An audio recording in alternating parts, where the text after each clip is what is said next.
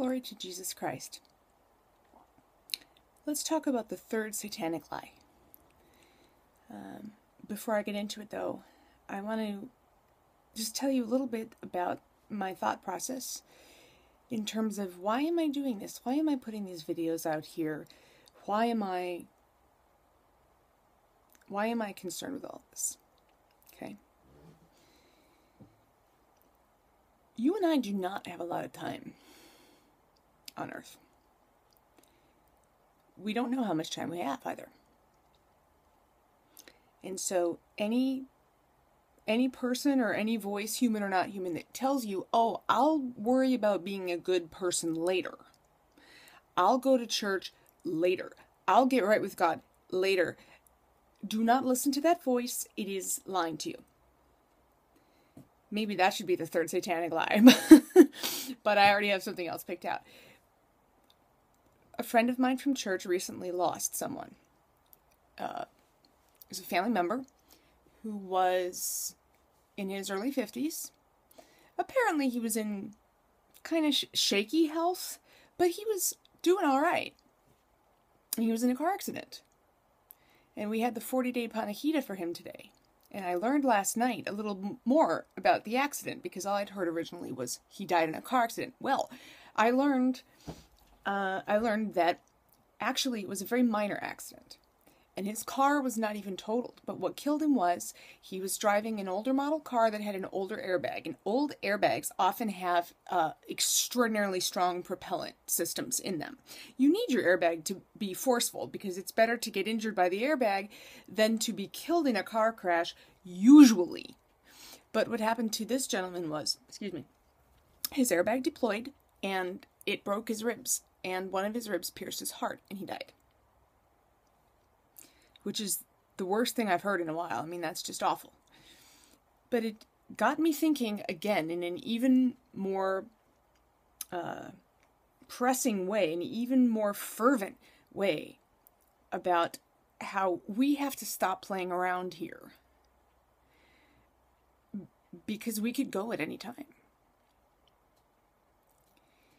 So the other influence that's gone into picking this issue that I'm about to talk about is I've been sitting around, I've been thinking lately about my personal history in terms of my faith, my religious faith, and what were the influences that got me to becoming Orthodox. Basically, what were the influences before I decided I wanted to be Orthodox? I'm a former Protestant. And I realized, we can learn something from everyone, and we can learn something from every religious organization. Even if it is, okay, well, I learned that I think that's a mistake. Or I learned that that's probably not profitable spiritually. So when I was in college, I worked at a church where I soon became friends with a number of the people who were in the choir there. And also, a number of friends of mine who also worked there. And we were all 201, trying to be good people. We were very young. I was 17 when I started that job. We were very young. But we were, at least in our own estimation, good Christians, or trying to be good Christians,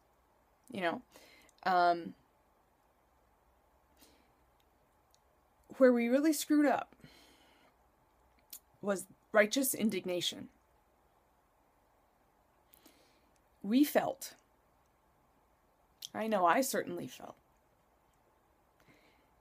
that if I was really trying to be a good person, I was trying to be a good Christian, I was, going to church regularly, reading the Bible, whatever. If I was doing all that, and if I had truly good intentions, I felt justified, smacking down anyone that I thought was being nasty to me. Not physically smacking down. But, for example, I would have gotten righteously offended, righteously indignant, if someone had told me I mean, even for example, like, let's just use a crazy example. Daria, your skirt is too short for church. Let's just say that. That never happened. But it's a good example, right? If I had been working at that church, and I'm being intentionally vague here because I don't want to actually make this about specific places or people or whatever, because it's not. If somebody had told me that, I would have freaked out. Maybe not at them directly, but I would have gotten in the car with my friends and I would just have been so offended and so indignant and so hurt and I'm devastated and blah, blah, blah, blah, blah. Okay? That's a really bad idea. I think it's understandable, but it's a really bad idea. See, the lie is righteous indignation. Righteous indignation isn't a thing. It doesn't actually exist. It is satanic lie number 3. Because the minute we are righteously indignant, we are so sure that what we're doing is right and that our motives are pure and that everyone else around us that disagrees with us is somehow, evil or stupid or corrupted or pick a word. We are on such a high mountain in our own estimation at that point that we're really rejecting the mercy and the forgiveness and the grace of God. That's what it comes down to. And that's hard. It's hard for me.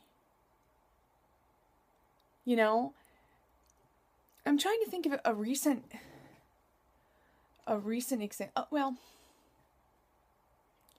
let's say that, for example, again, I'm sorry I have to be so vague. Let's say, for example, that you go to a educational seminar somewhere, maybe a church in a neighboring state, let's just say. But you arrive there and you realize that there's somebody there that you really don't like. Maybe he's from your parish. And so for the rest of that day, you avoid speaking to him, you try to hide, because you don't want to go up and have him annoy you, right? Or maybe he was somebody who rebuked you in the past and you just don't want to deal with it.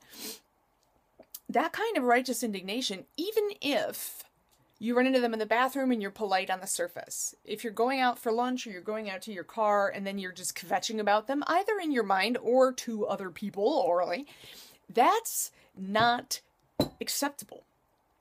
That is righteous indignation, and that doesn't exist. And this is one of the hardest things to learn, and it's hard for me to learn, and I suppose that's really why I'm putting this out there. Most of the sins I talk about, they're mine. The only person who ever had the right to be righteously indignant was Jesus Christ himself. And you know what? He wasn't. He was being crucified, which is a slow, torturous death designed to be expressly as painful as possible. According to our human mind, he would have been justified in cursing and reviling everyone who was around him, right? Seeing as how he's God, he's the only truly innocent. But he didn't, did he? What did he do? What did he do? He bore the humiliation of his own will and prayed for the people who were killing him. And this wasn't a prayer of show. This wasn't, I'm going to pray so people can see how pious I am. No. It was actually guileless, sincere prayer for the people who were killing him. That's my cat. He agrees. You agree, right? You agree, right? Come here. You want to say something? Let's have a look. You ready for this? This is Milo. Milo weighs about 30 pounds. Let's see if I turn. What? What do you want? What do you want? You don't need more food. Sorry. He thinks he needs more food. He doesn't need any food. Anyway, this is just some thoughts about that. I think that righteous indignation is one of the most far-reaching and egregious problems in American Christianity because it's so popular, because it's so attractive to all of us. And so we have to really fight very, very hard against it. Christianity is a radical religion. It's not radical in the sense of maybe a religion that encourages violence toward other religions or sects of a religion that encourage violence. Okay, but it's radical because it's just completely the opposite of what our fallen sinful nature is telling us to do. So, do we have the balls? Because this takes courage. Not only to resist that temptation, but also to resist people around you who are urging you to be angry, who are urging you to seek revenge, who are urging you to do all these things that you know you can't do or shouldn't be doing. That's also hard, and it adds another layer of complexity.